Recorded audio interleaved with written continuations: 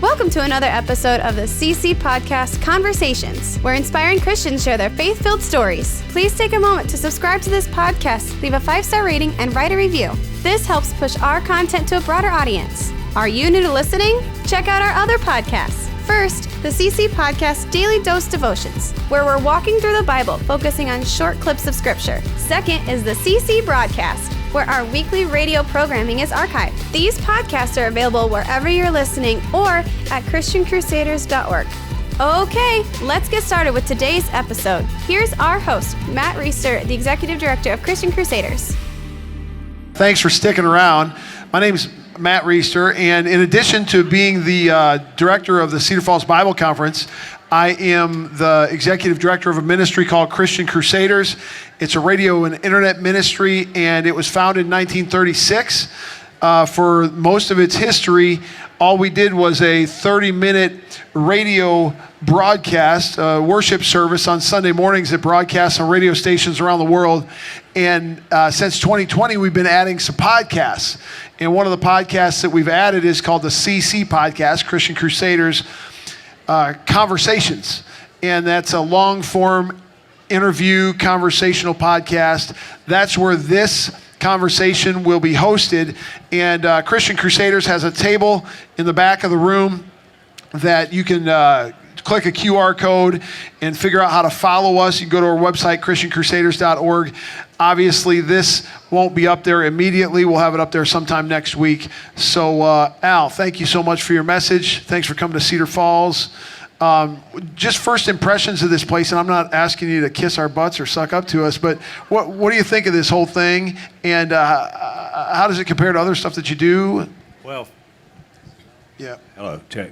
Well, first of all, you remember I said in my speech who was here the first one, and everybody laughed because it was a joke, until I met a 103-year-old woman here tonight who was like, I guess, at the second one if her mom brought her. But so that was pretty amazing. My first impression was that anytime somebody's been doing something this long, that they've been doing a lot of things right.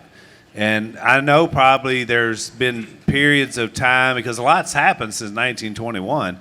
So I know there's been times where it's like, well, do we really want to keep doing this or whatever? But I love the idea of longevity, you know, that we have something we can depend on and look forward to. And so my first impression was just by doing something this long was amazing. But then the other thing that got me was you'd think something that's been around a long time would only be appealing to maybe one or two generations, but I saw everybody from the little guys running around outside to some of our more seasoned members like me, and I realized that it really is multi-generational. So I think anytime we get together to focus on the Word of God, it's a good thing, and I never want to stop my study.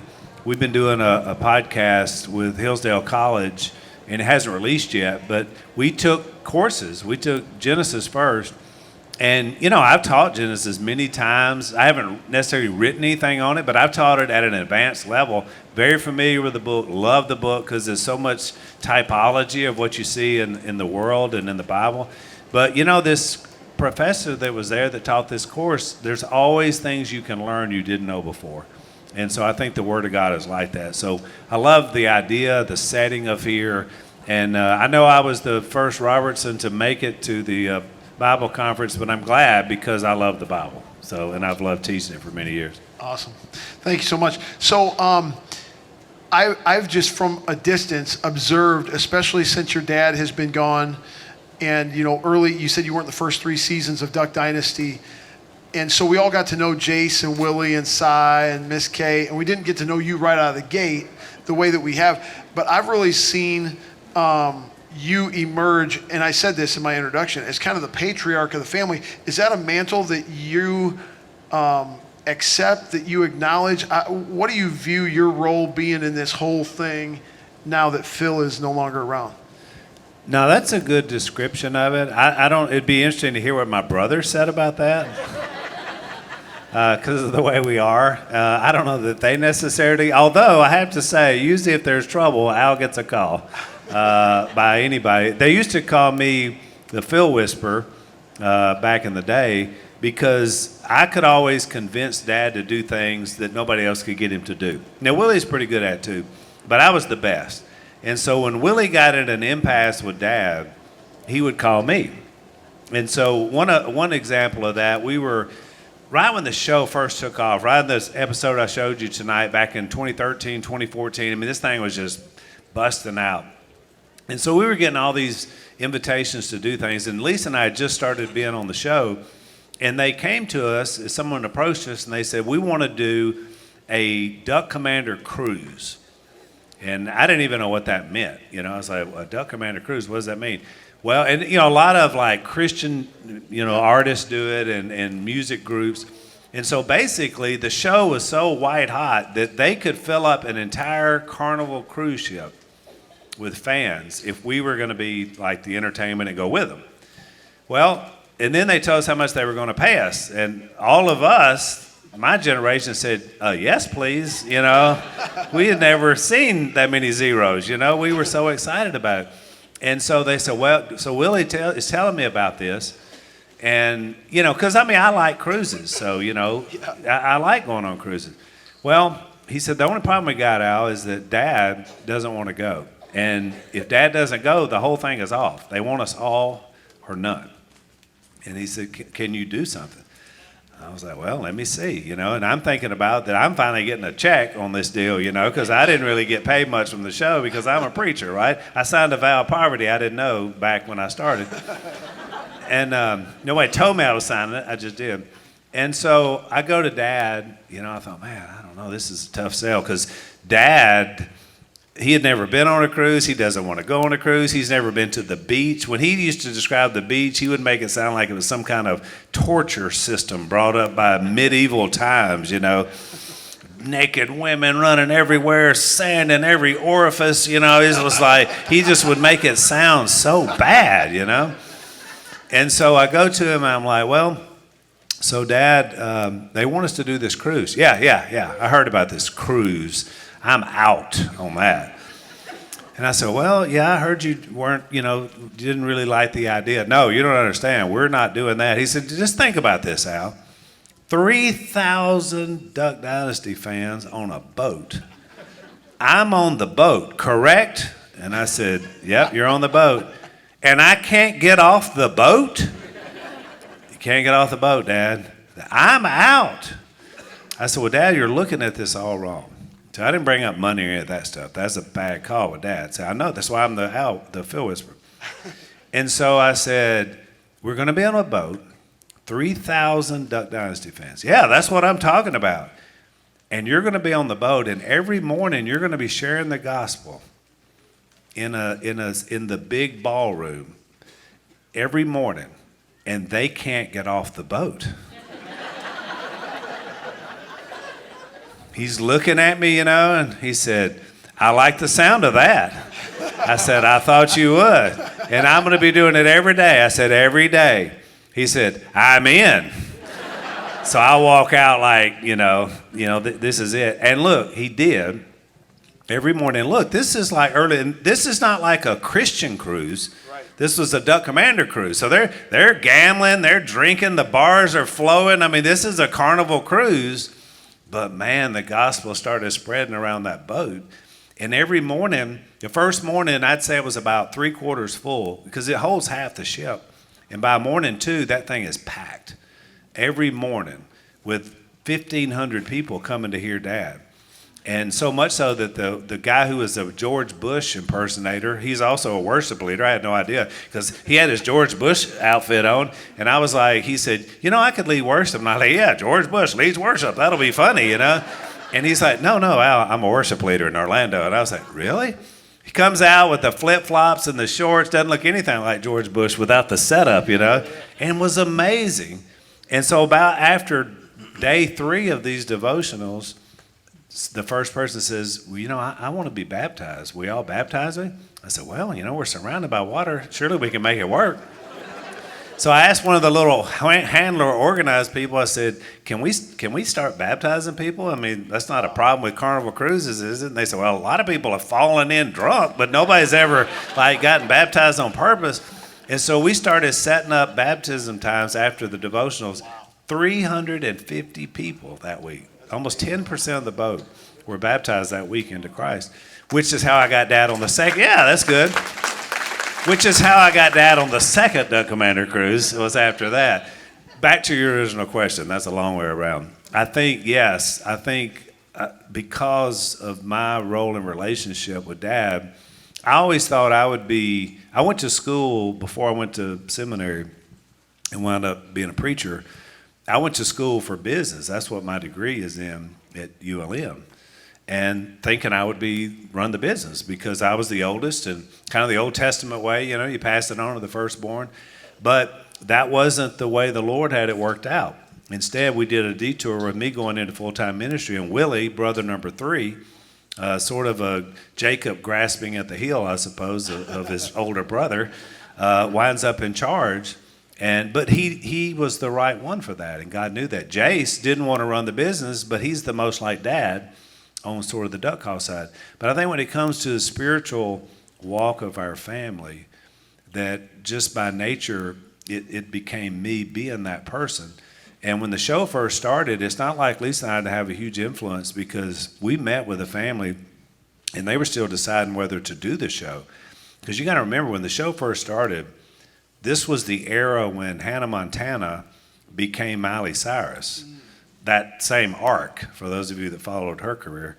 And so our fear was, oh man, we don't want to get on national television and all of a sudden Sadie and Reed and John Luke and all of our teenagers just turn into monsters, And so we were fearful of that. So we got together as a family, and I took it on myself, being a pastor in our family, to just have us a little talk about what we were going to do if we saw somebody going off the reservation and what that would look like. And so Lisa and I found these little pins, I guess you'd call them. They're things, magnets you can put on the refrigerator or pin them on your shirt. And it says, remember the Alamo. And I did this whole thing about the Alamo. And I was like, look, sometimes you're inside defending and sometimes you're rushing the walls. But no matter what happens, you have to remember why God put us here. And I gave them a lot of that same speech I gave y'all tonight about that manna period of, humility training. So I think my role was always that way with my brothers, with my family, and it still is. And now, of course, everybody's doing so much, we can't even keep track of each other. But I realize now that I have a legacy to live up to. And so to answer your question in full, Matt, there was a guy called me this week because Dad was buried in a casket that was built by some prisoners in Angola prison, which is one of the most famous or infamous prisons in America, but certainly it's Louisiana's #1 prison. And it used to be a terrible, dreadful place. It still has some terrible, dreadful people in it, but it has become a haven for the gospel and training preachers. You wouldn't believe it. They are planting preachers out of Angola into other prisons in our state and the country. We have our own, New Orleans Theological Seminary has their own branch inside Angola prison. It's amazing what God's doing there. And so Dad and I went down and spoke a couple of times, and then Dad found out that Billy Graham had spoken there as well, and that he found out they built caskets there. And the reason they built caskets there are for each other, because most people never leave Angola. You go in for life, and by the time, if you've been there 40 or 50 years, there's no one to claim you at the end. And so they build your casket, and there's a huge cemetery in Angola, and it's full of people who serve there and serve their time there. And so that's how they got started building caskets. Well, Billy Graham thought, you know what? I've spent my life sharing a good news story that brings people back from death. I want to be buried in one of those caskets. And so Franklin, made sure that happened. And so his dad got buried in a casket built in Angola, and so did Ruth, his wife. And Franklin was telling Dad the story, and he said, I want one for me and Jane as well. And he's just telling Dad about it. Well, I never knew Dad, I knew he heard the story because I did too, but he never said anything to me. And then 6 months before he died, he told Mom one day, he said, hey, Miss Kay, get a hold of Al. Tell him to reach out to those folks in Angola. I want to be buried in one of them Billy Graham caskets. That's the way he put it. And I was like, okay. And so, I reached out to him. And I talked to the assistant warden. She said, we would be honored to build Mr. Phil a casket, for his final spot here on the planet. And they did. And we got it delivered, and that's what he was buried in. And when one of the guys that arranged Dad going to speak down there, he called me just this past week, and he said, you know, your dad has spoken to a lot of prisons. He went with me, and I went with him to a few of them. He said, I need you to carry on the legacy. And so he said, will you go with me to Henderson, Texas? I said, well, let me look at my calendar. Let's figure out how we're going to make this work. But the answer is yes. And, you know, and so I think unless you think like a patriarch and think like this is now my legacy, you won't take those opportunities. I'm not comfortable there. I'm very claustrophobic. And when I hear those doors shut behind me, it's a little bit scary. But I think, what if I had to live here? And Dad's opening line went to Angola prison. I'll never forget it. And by the way, he's being piped into the death row inmates as well. And he said, just because you're under lock and key doesn't mean that you can't be set free. Amen. And that resonated with me. And so I realized that that's what I carry forward. And I've always felt like in our family, when we had our first grandchild my siblings, and now all of us, all 5 of us have grandchildren, that kind of made us our own patriarch and matriarch for my sister in our own family setting. And so it's really interesting because now my brothers handle their wings, you know, and I got my wing. But once you have those grandchildren, it's like, okay, this whole family is looking to me to be that person. But I don't want to fail them because patriarchs are important, and so are matriarchs. Isn't it interesting that the evil one has attacked our culture by attacking patriarchy and matriarchy? Well, we shouldn't have that. I mean, that's antiquated. You never hear all this stuff in the culture. You're just like, this is how a culture survives, by having generations of legacy. And you don't do that without a patriarch and a matriarch. So I take that mantle in my family, but I also take it within my own wing of my family. And it causes me, because we live compound style back home. All 4 brothers live in the same 30-acre area. And then, like in my case and Willie's case, all our kids and grandkids live within that same complex, you know, of acreage. And we love it. I mean, I love having my grandkids over when we're home. We're gone a lot, but when we're there, they're there. And so that's every opportunity for them to sit on my knee, for them to hear spiritual conversations. Because they get it way more there than they get it at church. Even though church is great, I love church, I spent my whole life doing church, but in my home is where they're going to get it where it matters. Amen. Gosh, that's all good. A couple come to the surface questions, just kind of random questions. Number 1, why do some of the people call Phil instead of Dad? Because they're weird. What can I say? My siblings are weirdos, you know. Actually, we've talked about it a lot because Willie and Jace are the main 2 that call Mom and Dad Phil and Kay. And they still do, and Jace does. And that bothered some people early because it seemed like almost disrespectful. Like, why would you call your parents? We don't really know why. They don't know why, except that when we were growing up, and they were in the middle too, so most of the years of Duck Commander were in our home. So you got to imagine, this is where we live, and it's chaotic and crazy. There's 4 sons there. I told you how it is with the Bible studies and the people coming and going, and the people that discipled Dad would come down, would feed them fish. They'd have a Bible study till midnight. So our lives were pretty chaotic, but it was also the hub of the business. So when people would call for an order, it would just be on the wall phone that hung there. And Mom would have a stack of paper plates, you know, those cheap ones, you know, have the little ridges around the outside. And half the time it was paper plates, and we did orders on paper plates. We would write the order down. 6 duck calls, make sure you get the address, make sure you figure out how they're going to pay, you know. And we would take orders, the kids would, for Duck Commander. And so a lot of times they would ask for Phil and Kay, and so we would say, well, is Phil here, is Kay here? And so we assume that's where that started. But I just prefer saying that it happened because they're weird. I still call them Mom and Dad, and so does Jep as well. And so the oldest and the youngest seem to have it right. But we were the 2 prodigal sons, so I don't know if that makes any sense. Good answer. So they're weird. So somebody asked me this. Does the duck call room look like the duck call room? Do all the things we see on TV look the way they look, or is there some real duck call room in the back that's not a TV duck call room? Well, it's interesting you say that because there is a real duck call room, and it is now where the Duck Call Room podcast is held. So that podcast is actually in the actual duck call room. it was expanded through the years to so more cameras and, I'm telling you, you want to have a film crew come and follow you around. There were 30 people at all times in your proximity, whether it was your house or whatever. So you just think about your little living room and where you like to have your little quiet time. Imagine 30 people in that space, moving stuff around and cameras and, whoa, don't break that. And so it was nuts. But there is the actual duck call room is that room. But that room was then rebuilt, an exact replica, to film in another spot because early on there were so many fans coming, and we also had some internet issues because they were sending the first few years they would send the show back and people were in LA actually watching it while we were filming it. Well, that was sucking all the bandwidth out of the 1990s, early 2000s Wi-Fi, and so we had to have another place to film because there was just too much going on. So they built Willie's office, the duck call room, a couple other spots in another warehouse in town. And then now there's also a tour that you can take in another part of the warehouse, and there's another one built in there. So there are actually 3 duck call rooms, but the original one is the Duck Call Room podcast studio. And then the Unashamed one is right next door, and then Sadie's is across the hall.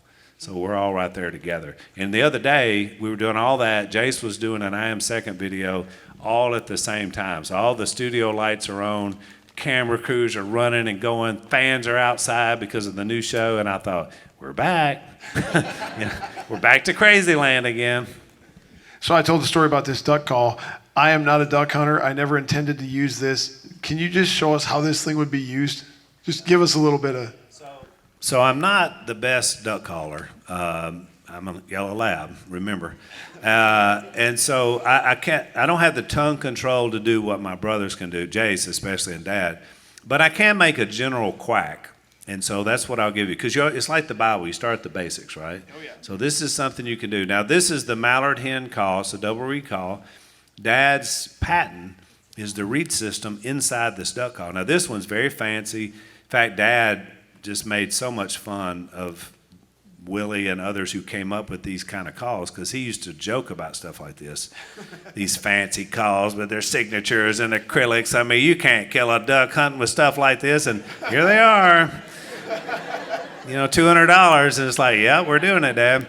But so it's a basic quack is what I can do in one. Here it is.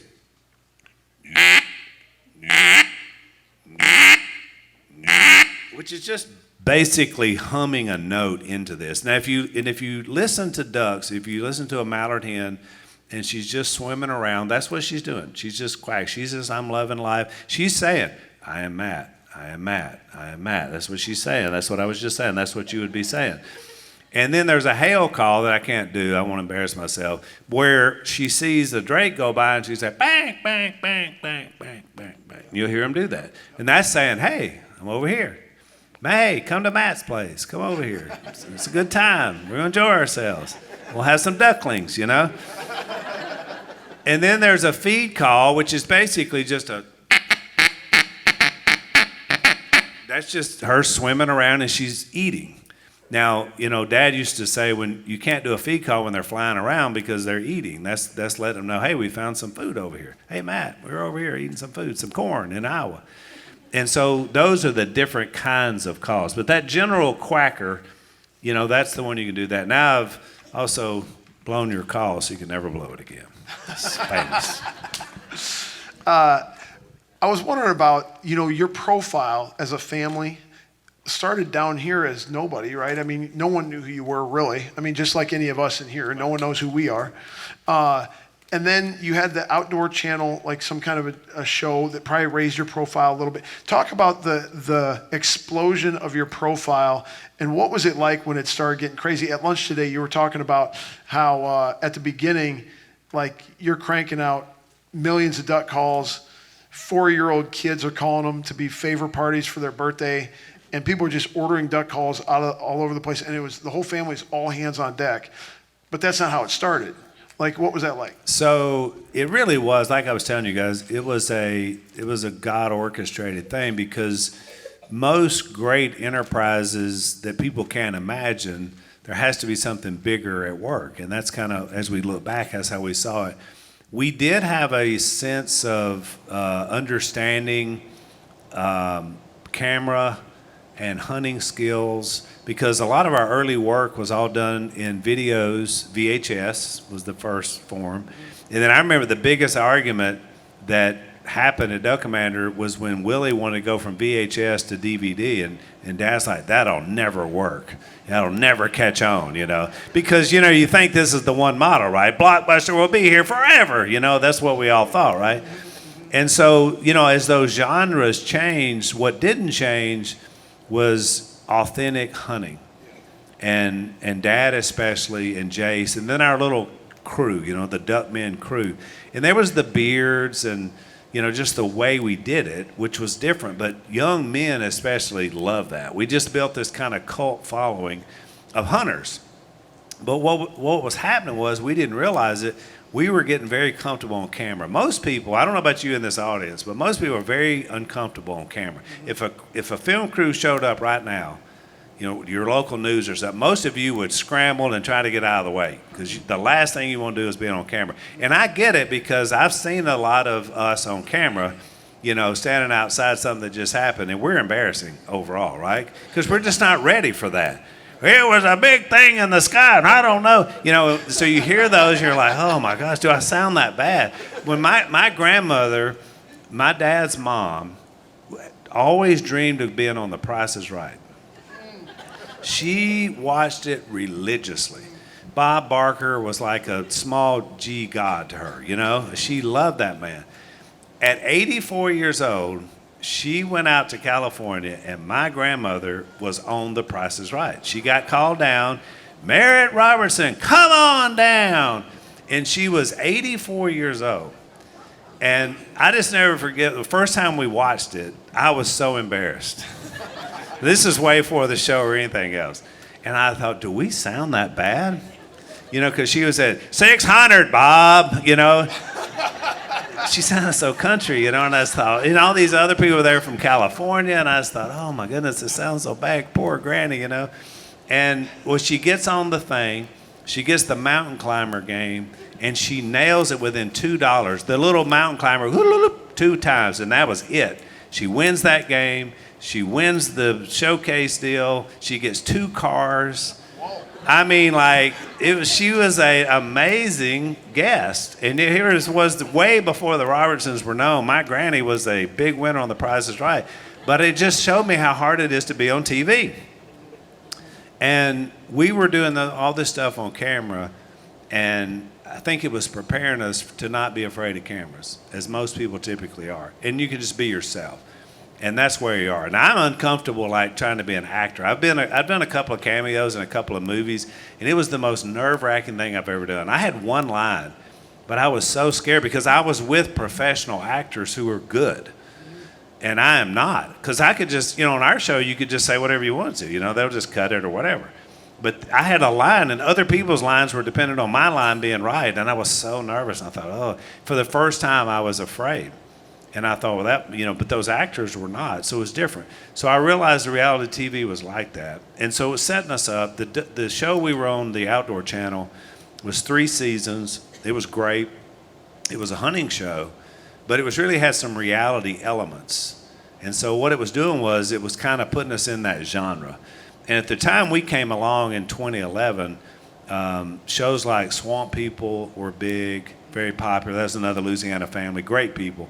And shows like that, Alaska, some of the early gold rush stuff and all that was just coming out. So they were looking for unique people. And Louisiana and Alaska had a lot of unique people. That's what they say when you're weird, by the way. You're unique.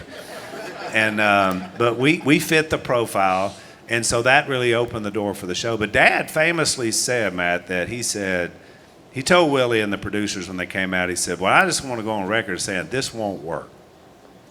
This is never going to work. Because the people that follow us because we hunt. They don't care about any of this stuff y'all are wanting to do. He said, unless, because he had the caveat, unless the Almighty is behind this whole enterprise. And if that's the case, then this thing is going to go through the roof. So he kind of, hedged his bets a little bit there, that it could go either way. But he was right. And obviously it did work. It was very funny. It's a good show, but the prayer, which I didn't talk about tonight when I spoke to you guys, but the prayer is what really connected us, I think, to the heart and soul of Americans. Because, you pray around your tables too, or you remember that. If you didn't, I can't tell you how many people said, we had stopped praying in my home, and we started watching you guys, and now we're praying again. We're praying at dinner. We're praying at different times in our families' lives. And so that did something. It was like a wake-up call. And when I watch shows after us, like Blue Blood and some of these other network shows that include prayers, I thought, we made it okay to pray again out loud on TV. And praise God for that. So I think that was the connecting point for people.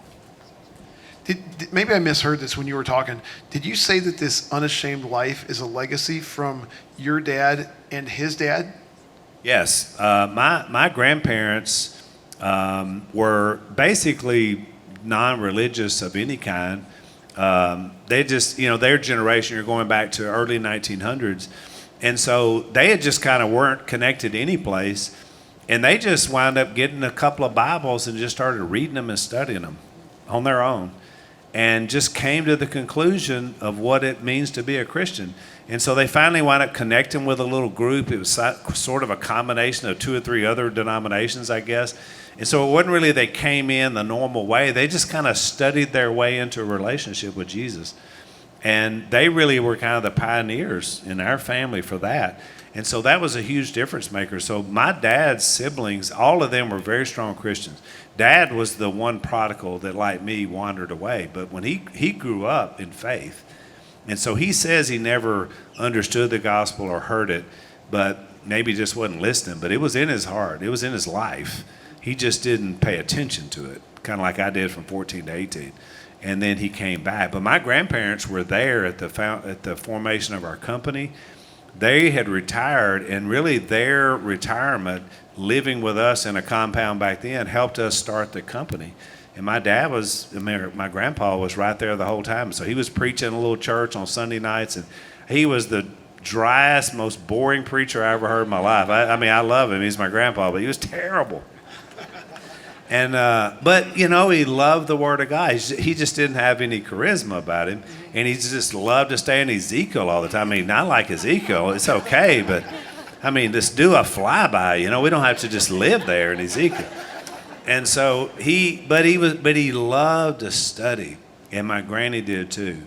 And so we would love to go have Bible studies with them because they were very smart in the book. But they weren't the best of communicators, but boy, did they raise some communicators. And all my uncles and aunts were like that.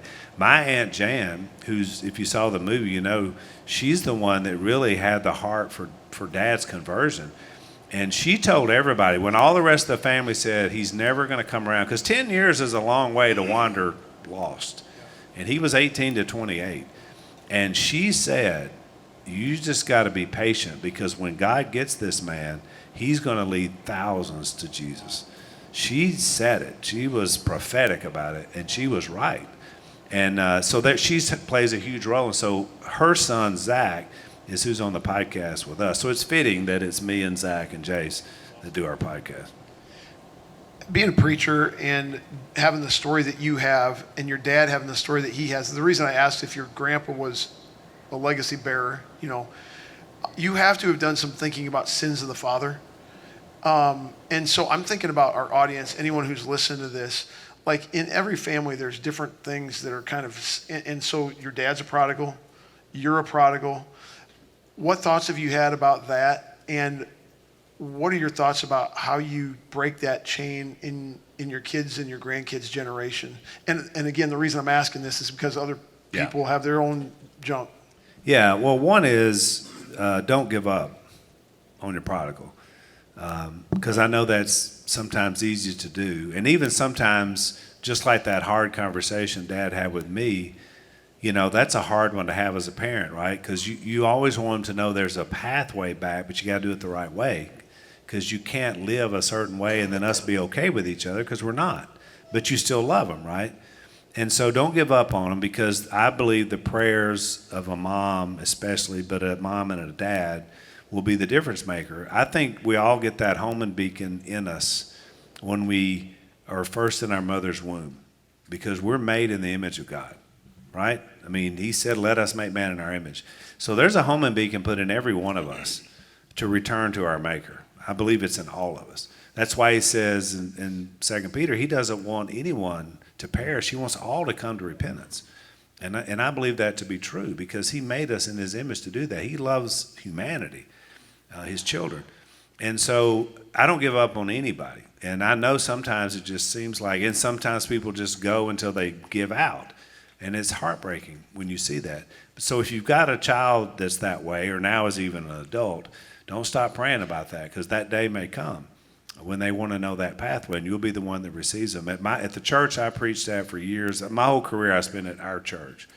And it's funny now because they're saying that they come up with after I left is welcome home. And I love it. It's been that for several years. Even I've been gone now 13 years from being in the pulpit regular. I preach now all the time because I guess it's like the mafia. You never get out. They just pull you back in, right? So now I've found out something. If you're willing to do it for free, they're willing to let you do it for free. But so, from that side of it, I think you never give up. On the generational curse side, if you're a person listening or here tonight or watching, and you've been a part of something that has been foundationally bad, and you can trace it back. Well, my aunt was this way, or my mom or dad, and you can go back to grandparents, and there's a lot of different generational curses. When Lisa and I do our presentation together, by the way, it's very different from what you heard tonight, because our story is a whole nother story. Our marriage, some of the things Lisa struggled with, but she came from a generational curses of sexual, taking advantage of people. And this went back 3 or 4 generations that she knows of people that have told her, including her. And so at some point, somebody has to break that generational curse, or else it will go on to the next generation. And if you continue in that or try to cover it up, and that's what a lot of her, her parents and then beyond them, the next level, they all knew what was going on, but nobody talked about it. So we never could get help for situations and people. And so you had family after family after family just breaking down. And then it all turns, of course, to drugs and alcohol, because all that's a numbing mechanism to deal with these terrible generational curses that are in the family. Someone has to be the one that says, no more. I want the light of truth, Jesus, the Word of God, to shine into this. And I'm going to be the first one that says, we're not doing this anymore. I'm stopping. And that's what she has done. And of course, for her lineage of how just her wing of her family, it's going to be different going forward. It's different in my children and now my grandchildren. And Lisa had an abortion when she was 16 years old. And so we talk about, and I tell what I did tonight about mom choosing life. Lisa didn't choose life. In between us, when we dated the first time, and then later we got married. And that's something, she bears that. And so when she talks to audiences, she talks about that. I didn't just take the life of my baby. I took generations of lives, because that baby would have gotten married and had other children, and that would have been more grandchildren, great-grandchildren, and then watch that tree grow. Well, that same positive about life and what that can mean, and to look back over time, can be a negative if Satan is in charge. So everybody that breaks a generational curse, you break an opportunity for Satan to carry that curse on. So when you read about those in the Old Testament, we almost look at it like, oh yeah, they were smitten with this, like it was some kind of a punishment from God. No, it's the same thing it is today. It was people that quit saying no to things that aren't healthy for their family, and then they carry it into the next generation. And that goes on and on and on until it destroys as many lives as possible. Our family, no one in our family has been divorced. And I praise God for that every single day. And now we're going into 4 generations of marriage. My granddaughter just got married. And every one of that, she is the 5th generation of a teenage bride in our family. And because my dad always told us, he said, boys, you better marry them while they're young before they figure you out, because then it's so you'll never get a shot after that. Well, he said it kind of jokingly, but at the same time, that's the way we did it. And I know a statistic say in America about teenagers getting married, and most of the time it is bad because there's bad situations. A lot of times there's a baby involved. But in our case, we have grown up together, and we've shared that by compound family living together. Lisa and I lived the first 6 months of our marriage in the front bedroom at my grandparents' house until we got our own place. I cherish that 6 months. That was such a good thing for us. We spent that time with my grandparents. She taught Lisa some things about cooking. We would hear them snoring at night. We laughed so many times going to sleep, listen to them, because my grandpa was like a Doberman pinscher. And my grandmother was like a cat. It was chasing me. Me. And we laughed ourselves to sleep the first 6 months of our marriage. And we'll never forget that. Well, now, guess what? So my kids, we bought a house together with my oldest daughter, and for several years we all lived together in the same house. It's a big house, upstairs and downstairs. Right now my mom is living there, downstairs, but we're out back in the caretaker's cottage, but my granddaughter, who's got married last year, she and her husband are living upstairs in the house originally that I bought while they're working on their own place. And I just thought, well, we're 4 generations into this, but we've learned something that works for us because we're teaching what family is like to each other, and they're seeing that and understand what it means to cook a meal, or more, to have people over and be hospitable, and things that are lost now, where not every meal has to be at a restaurant, right? So those are the biblical things that we can teach. And so I realize not everything works for everybody, and these are a lot of biblical principles, but this is what works for the Robertson family. But there's also been generational curses that we've had to break as well, like prodigals, and we've had one at every level. And so I pray all the time. I look at my little grandkids now, and I'm praying, oh, Lord, don't let any of them be that way. I don't want them out there suffering at the hands of Satan by giving them any part of their life. And so, that becomes my greatest prayer warrior for them. And I think about Job. Remember, the Bible says he would offer sacrifices and pray for his children, even for anything they didn't even know they did wrong. I think that's the way a patriarch thinks. Lord, please bless them until they get old enough where they can choose you. Protect them. And that's the kind of things that we try to protect. Another kind of superficial question. Who's the best hunter of the 4 brothers? Well, that would be Jace. I think all 4 of us would admit that. Now, Willie loves to deer hunt more than duck hunt. He never liked to get up early, which if you're going to be a duck hunter, early morning is kind of the way it rolls. So he didn't ever like as much. He's not a very good caller. He's better than me, but he's not great.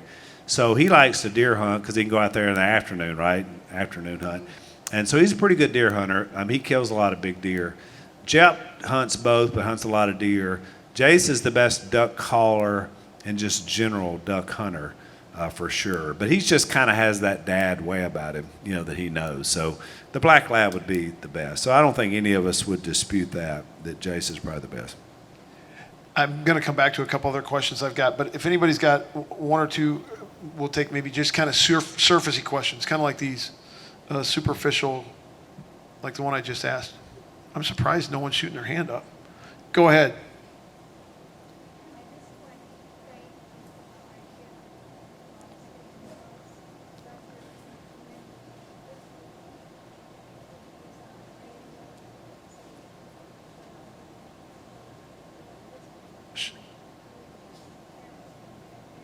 Yeah.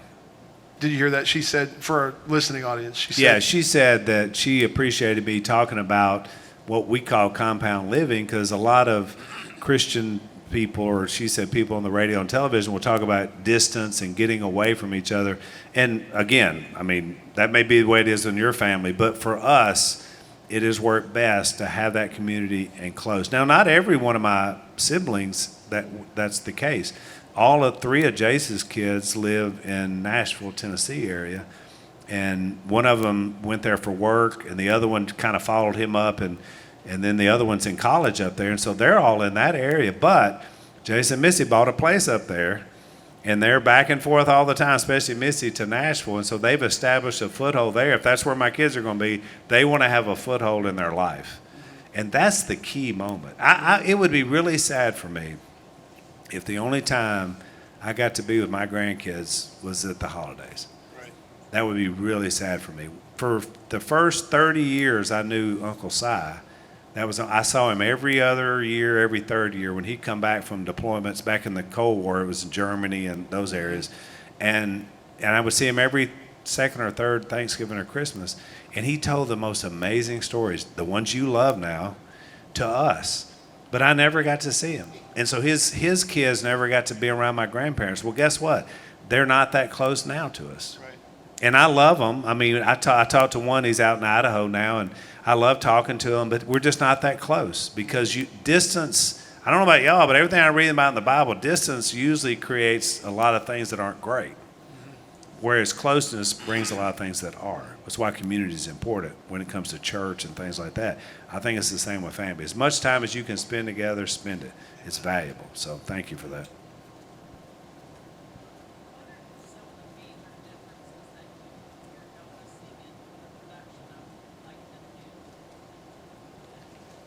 The new show? What are the major differences in the production of the new show? There are a lot of differences. It's really interesting you bring that up because, so just to tell you how the first show was, I call it the Bermuda Triangle. Remember the Bermuda Triangle? It's always so mysterious, and we always worried about people disappearing in it, and all these stories, and most of them were just kind of crazy stories. But you had L.A., I call it the other L.A., Los Angeles. So out there, because we're Louisiana, and then now I'm in Lower Alabama. That's the real LAs.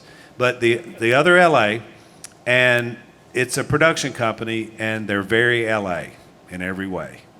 You've got A&E, a network that's up in New York City, and they're very New York City in every way. And then come down here and come right down there into North Louisiana to the reddest of red states, and you got a bunch of rednecks in Louisiana. And so that was our 3-point triangle. And it was always a very amazing thing to see that work because the LA had their way, New York had their way, and there was always a tension there. But they filmed back 15 years ago, they were filming every show like it was a movie set. So there would be 20 to 30 crew members, as I said earlier. Well, now, thanks to a lot of new shows and new way of filming, think about shows like The Office and Parks and Rec and shows that have been very popular in the last probably 15 or 20 years. And they're more handheld cameras, interviews right off, people are walking by, it seems more informal. That's kind of how the new show is being filmed. And it's interesting to us because like we'd walk in, it's like filming, like, ooh, like you don't make a sound, don't try, or we'd have to stop filming because you'd hear a train in the background. But now it's just almost like guerrilla filming. And so so I walk right through a scene and they're filming, and I just keep on going, nobody says that. Or Bella, she'll be recording the show and say, hey, Uncle Al, and it's just like no big deal. So it's very different, even in 10 or 12 years, just the nature of how they're filming the new show, which is the revival, versus the old show. So I think the other stuff is kind of still there. They've done a really nice job to kind of bring in the things you love about the old show. In the old show, it was the duck call room where kind of Willie would go in and have this tension with Jep and Jace and Martin and Uncle Si. And now it's a podcast going on there, and he kind of goes in there for advice. So they have these little callbacks that I think are pretty fun. There's still a prayer at some point in every episode because that's kind of who we are. But now you may hear Sadie pray or Mom or somebody different because, you don't have that constant of Dad. I will say that the timing of it was pretty amazing. So when the new show was releasing the Memorial Day week, and that's the week Dad died. So the show is released on Sunday night, and Dad dies earlier that week. And obviously, you have Alzheimer's, but it goes fast when it happens because you don't really expect it. Within a weekend, we weren't expecting he was gone. And so A&E, they had always had the best relationship with Dad. We've talked about it a couple of times here tonight. And so they didn't really, we didn't think they really liked Dad, which they didn't. And they didn't, but they honored him. And I was really touched because they had to, for network television, to come up with something on the fly. They put together the last scene of the first show in a week, and that never happens at this level. But they did it. There was a scene that wasn't going to be in the original where Dad was in it because he was already advancing some with his Alzheimer's. So we didn't really want it out there. But he has one thing there where Willie's telling him what's going on, and Dad gives him kind of it's almost like slow motion, but it was just kind of the way Dad was in the moment. He gives him the slow motion thumbs up, And that made the first episode. And they put it in there and then did a tribute, black screen to Dad. And they did that just to honor him. And that meant a lot to us because they didn't have to do that. I mean, this is not his show. He didn't have anything to do with it. He wasn't going to be on it. And so it kind of, for us, it kind of has some bad taste in our mouth from the old show, like our fights with them. It was a good way to just say, that's all behind us. We're moving forward. Because I never dreamed they'd put another Duck Dynasty back on the air, to be honest with you, because our value system is much different than theirs. But to their credit, they've done it. And so now that Sadie and what she's doing, they're doing a lot of Live Original stuff, and they're not shying away from the spiritual part of what we're doing, our podcast and all that. So hats off to them. They surprised me. And so I've talked bad about them before, but I talk good about them now when they're doing good. So there you go. One more kind of, go ahead, young lady. Who's the best at frog hunting? I'm the best at frog eating. That's why I had to go on a diet. Well, once again, old Jace is the best frog hunter. He's the only one of us that still frog hunts. He still loves it.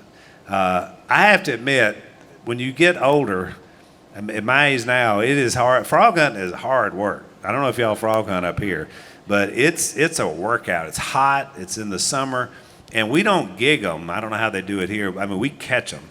And so you got to remember that everything is around a frog. Like snakes love to be around frogs because all the food is right there in the little general area.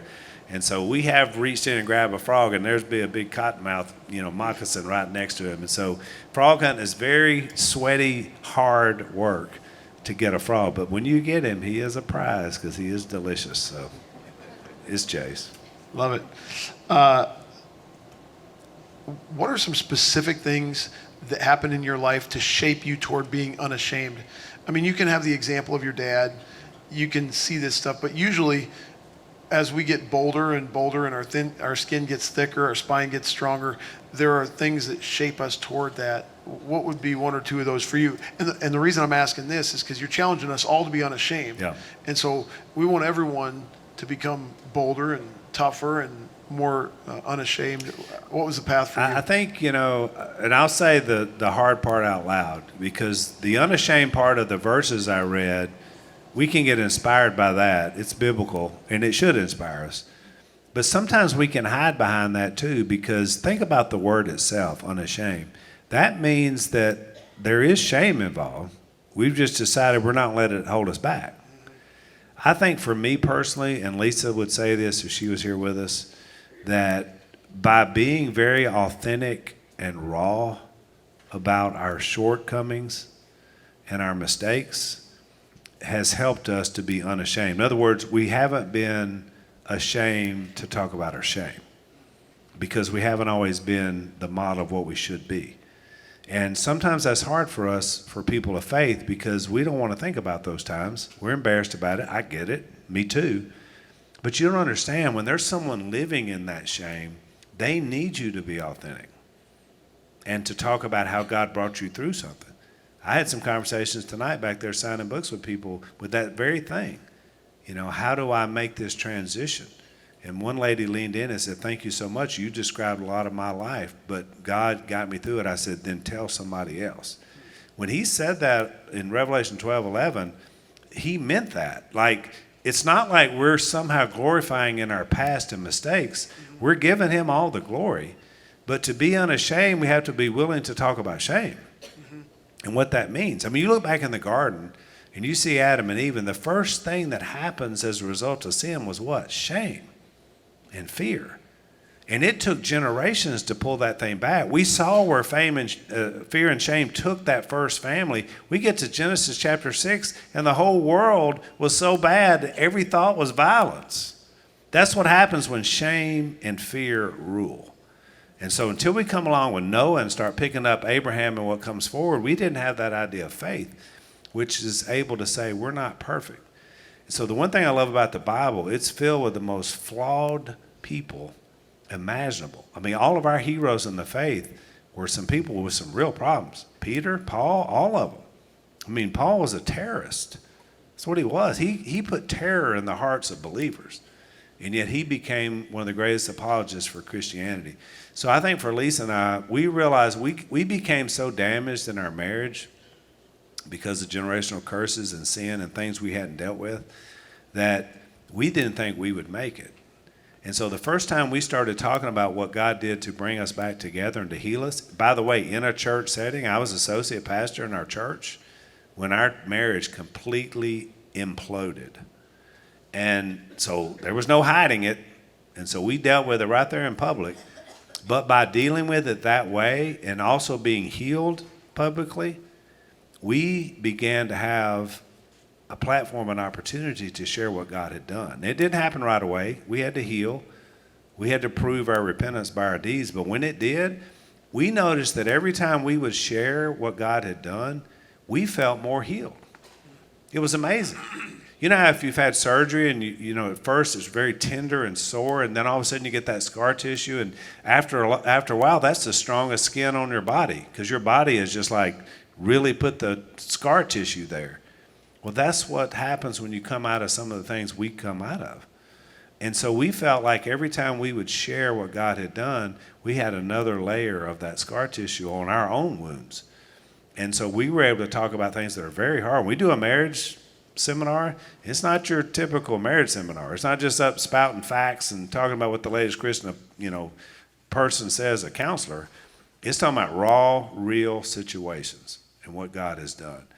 So if you want to be unashamed, you got to be really raw with people and be willing to tell them things that have happened in your life that God has brought you through and where he's brought healing into your life.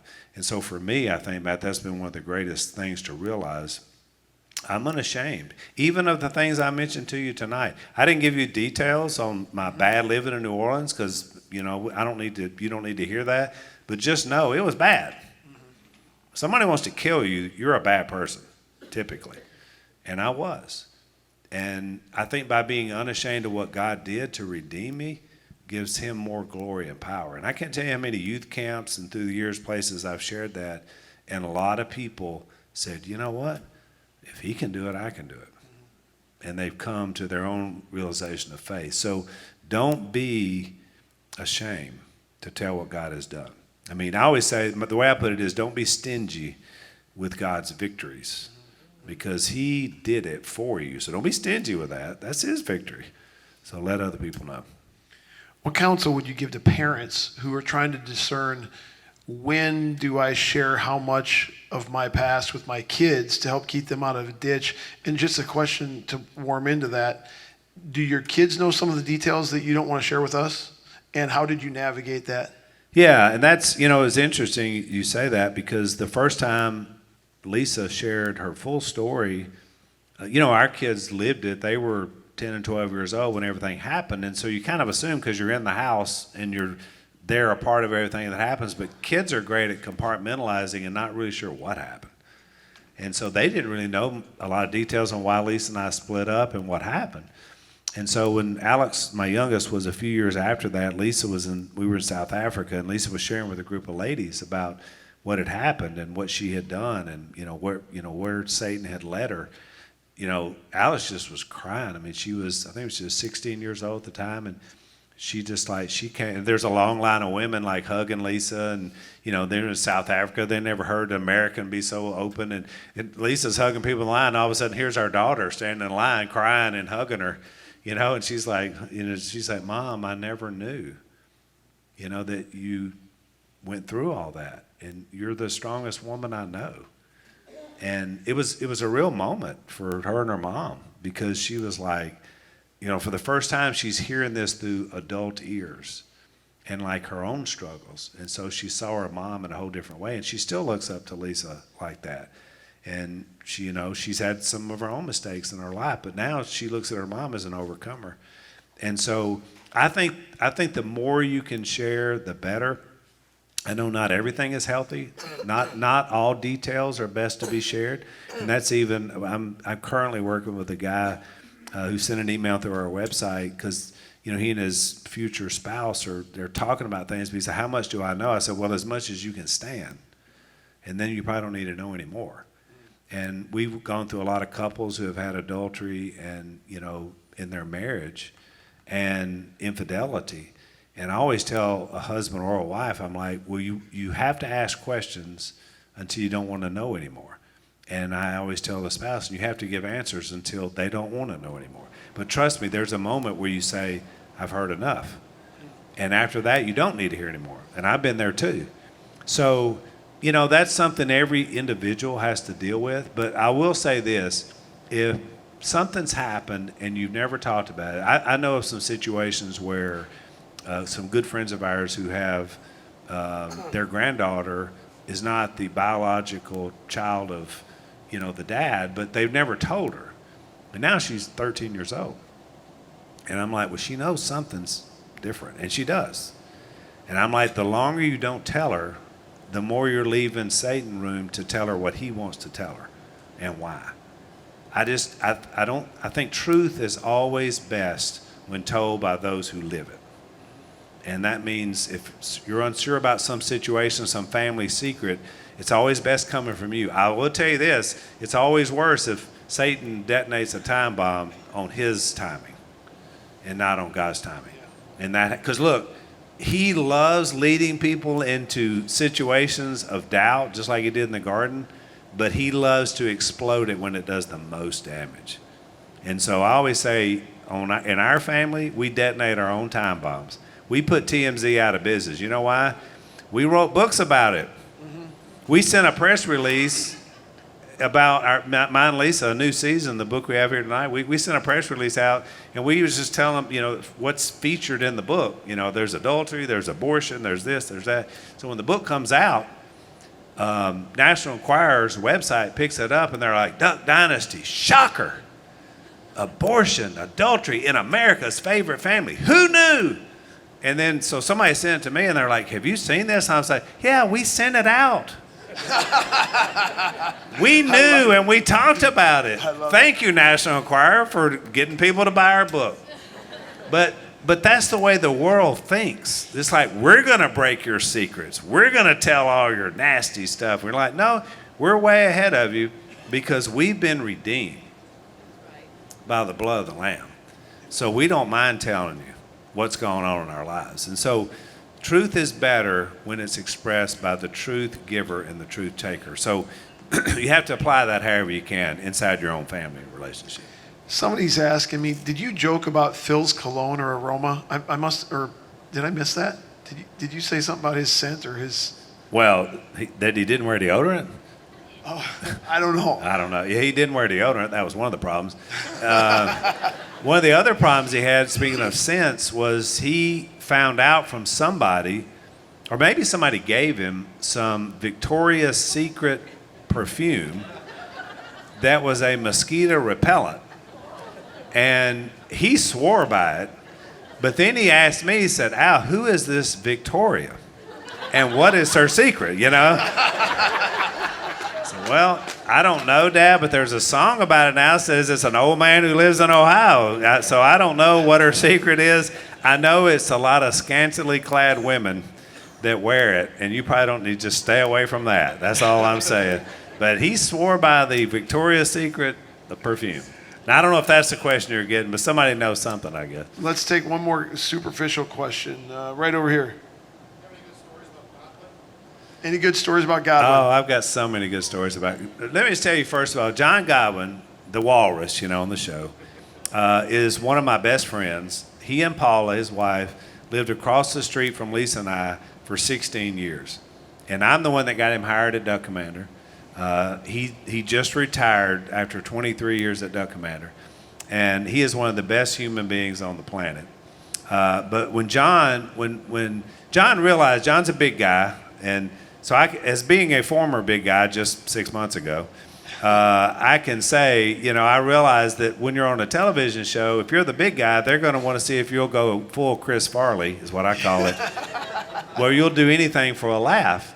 And so John called me the night, I don't know if you remember the episode where he gets sprayed by the skunk. Yep. One of the early episodes. And so in the episode, like he tears his shirt off, because he gets sprayed. So it exposes, John in his full beauty. And he knew that this was a moment. The producers were wanting to put him out there, And so he was kind of bothered by it. He thought, should I do this? Because one of the things we always said to everybody in the family and Martin and Godwin, look, if you don't want to do something, don't do it. Just say no. You get to make the call. But they're going to push the limits on what they get you to do. And so they asked him about doing this, and he called me the night before, and I said, well, John, look, if you don't want to take your shirt off on national television, I get it. You know, I probably wouldn't want to take mine off either. I said, but if you want to just have fun with it, own it. Just do it like Chris Farley. That's what I said. Just like have fun with it and say, this is John Godwin, more to love, you know, which is the way I was when I was fatter. I mean, I still felt like I was lovable. There was just 60 more pounds to love on, you know. That's the way I looked at it. And so that's what he wound up choosing. And so he had 2 or 3 times on the different episodes where he just owned it. And it's funny because Godwin always just kind of has the one-liners and the kind of, you're thinking, can that guy even speak more than one sentence at a time? And I love it. John and I used to do some events together, and I love doing an event with John because I'd get up and open, and then I would introduce him. He'd come out, and they would expect these little Godwin one-liners. In the first 2 minutes, that's what he would do, and everybody's like, Godwin, he's funny. And then all of a sudden, it was just like Larry the Cable Guy, who's really from Nebraska, who sounds nothing like that, you know. It would just be Godwin telling his story about when he became a Christian in our family, and Dad led him to Christ. And they're blown away because they're like, this guy, it's like Mountain Man, you know? Man, Mountain Man, you're like, does he really talk like that? Yeah, he talks like that. But he came to know Christ because of our family. And so there's every story of all the people on the show that weren't Robertsons were all led to Christ through the family. And that's how they wound up on the show. And Godwin's like that too. And he's one of my best friends. His daughter, Johanna, who was quite the child, who we helped raise, he was a crazy kid, is pregnant with twins. And she's had 5 miscarriages. So right now, so y'all pray for Johanna. She's in her 2nd trimester with these twins. And so the biggest blessing will be that God gives them grandchildren. So I'm praying for that big time. As we wrap up, having been here, who from the Duck Commander, Duck Dynasty universe should we invite to the Bible conference next? And outside of that, who is a speaker who you think would fit well here? A preacher, a speaker, or someone with a testimony? Well, from the family, I mean, Godwin's story is pretty amazing. You would love him. Any of us really, everybody has their own unique story of, you know, what God's done in their lives. Some Robertsons are harder to get than others just because they don't go as much as I do. I tell you who's got an amazing story that I didn't tell tonight, but maybe y'all can have her sometime, is my sister Phyllis, who is a product of Dad's prodigal life, who then showed up 6 years ago in our lives, in our family. And I will say this about her. My mom, the night that I told Mom and Dad about her, which is a whole nother story, Mom said, she looked at Dad and she said, you know, I've always wanted a daughter. Other than Jep. She didn't say that. I added that part. You know, I've always wanted a daughter, and it took me 44 years to get one, which blew me away, which told me that when my mom forgave my dad 44 years earlier, she really meant it. You know, because that would destroy a lot of families. But instead in ours, it just added more flavor to it. But she's an amazing story. So I don't know. You can't go wrong with anybody from the family. I tell you a couple of guys you need to look into having here because they are 2 of the most live wires for Jesus I've ever met, the Benham brothers. Yeah, no. Do you know them? Yep. Have they ever been here? No. Oh, I mean, they know the book. They look just alike. You can't tell them apart unless their wives are with them. But, you know, they, like us, were persecuted. Except they didn't even get their show off the ground. They had a show. They already had 6 episodes done and everything. And because they supported Dad and our family, HGTV walked away from their show. But what they didn't know was all that did was turn them into 2 live wires for Jesus. They're both ex-professional baseball players, but they're great. They're awesome. So I would definitely suggest them. They're fantastic. So the reason we're doing this at 9 to 10:15 is because we were going to do it tomorrow morning, but Al and Lisa are heading to Ireland. And so thank you for staying up late to allow us to go to Ireland, because I had promised Matt I would do this. And so this has been a great, great evening. Not just your message tonight, but this. I know people love it. I hit the restroom in between the 2, and people were just like, that was so good. And so from our perspective, I'm sending emails through websites, I'm contacting agents, and I'm just praying that the Lord will lead the right people to say yes. And here's one of them that said yes, and we're so thankful. And God's blessings to you, your family, your ministry, your trip to Ireland. And thank you, Alan Robertson, for being in Cedar Falls. Well, thank you, Matt. We appreciate it. Appreciate y'all having us. Thank y'all. And thank you guys for Late Night with Al. The CC Podcast is part of Christian Crusaders radio and internet ministry, started in 1936 and is one of America's longest-running radio ministries. We are 100% donor-funded, and donations to our ministry are 100% tax-deductible. So if you are encouraged, challenged, or inspired by today's conversation, please consider making a donation on our website, christiancrusaders.org, or mail a check to Christian Crusaders, 7401 University Avenue, Cedar Falls, Iowa, 50613. In addition to our other podcasts, which I mentioned at the front of this episode, I want to mention two of our other ministry partners worth checking out. First, the Cedar Falls Bible Conference, equipping believers with the truth of God's Word since 1922. Visit cedarfallsbibleconference.com for free access to previous conference content or for more information about upcoming events. Second is Power to Change Digital Strategies, an online ministry partnering volunteer Christian mentors with people around the world searching the internet for answers. If you or someone you know could benefit from an anonymous online conversation with a caring Christian adult, go to issuesiface.com. Or if you would like to be a volunteer Christian mentor, please visit p2cdigital.com. That's the letter P, the number 2, and the letter C, digital.com. See our episode notes for details and links, and remember to subscribe, leave a 5-star rating, and write a review. God's richest blessings to you, and thanks again for listening.